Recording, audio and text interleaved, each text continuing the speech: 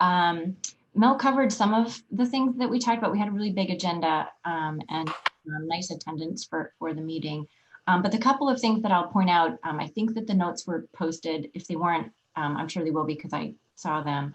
But the couple of things that I'll point out, Mrs. Reed joined us, and both she and Ms. Shaver-Durham spoke about the desire for switching K through 5 to be trimesters instead of by quarters, and talked about the advantages for this.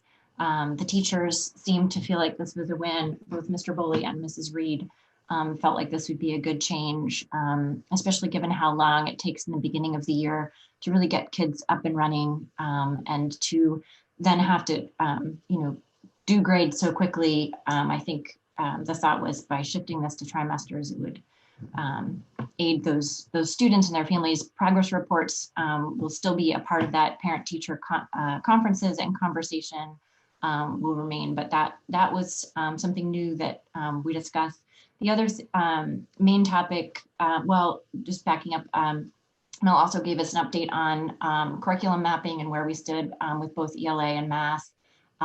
Math is finishing up secondary, and I think book selections are happening. ELA is going to continue to be underway. Mrs. Hale will still be contracted to assist with that for this year, but at this point will be done remote, and Mel is working with her and the team selected to do that on what the best way to make that happen would be. The big chunk of our meeting was Mel had invited Dr. Sessoms, Dr. Amber Sessoms, who is on the agenda a bit later, to join us and answer any questions that the committee might have had. We did have some recent Bubbler graduates join us for that meeting, some of whom were instrumental in helping to push forward this initiative and to want to see our district take that next step toward identifying unconscious bias and just basically helping our team do better, be better, and to so she was there, and the program is attached. I don't know, I'm not going to get into it, Mel, I don't know, or Kim, both of you spent more time with her, and I know you both felt strongly, so I don't know if there's more you want to say on that topic at all. You're both muted, but if there's more on that, but we heard from Dr. Sessoms as well.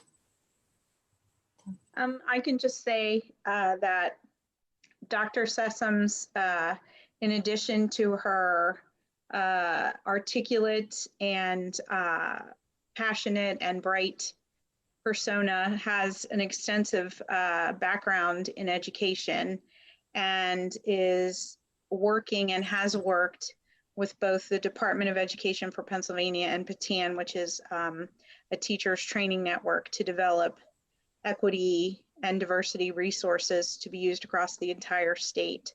So she would bring with her a great deal of knowledge and connection in how to ensure diversity and equity practices are woven into the fiber of how a school district does business.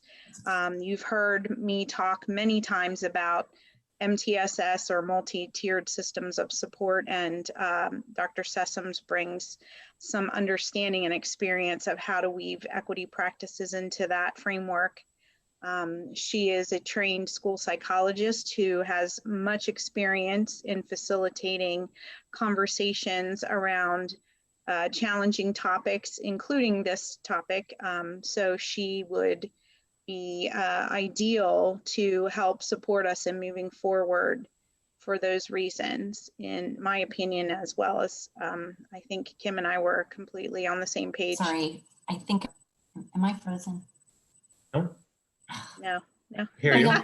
Everybody else looks frozen to me. I don't know what's happening. No. You are not.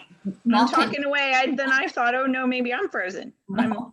Good. Okay. Mel, can you confirm? I mean, I think part of the goal too is that Dr. Sessoms helps to provide, good support and training for our own staff to be able to, continue this work and move forward in that way. And that initially, for this year, we do have grant funding that would support hiring her. Yes. And so the grant money, this would be funded through a grant. Correct. That's correct. Okay.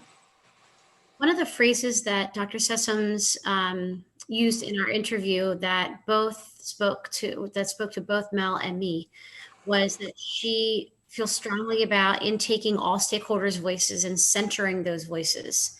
And I think that we all come from a place of passion and good intent, but maybe lack our own knowledge base to do this work without an excellent consultant in the field.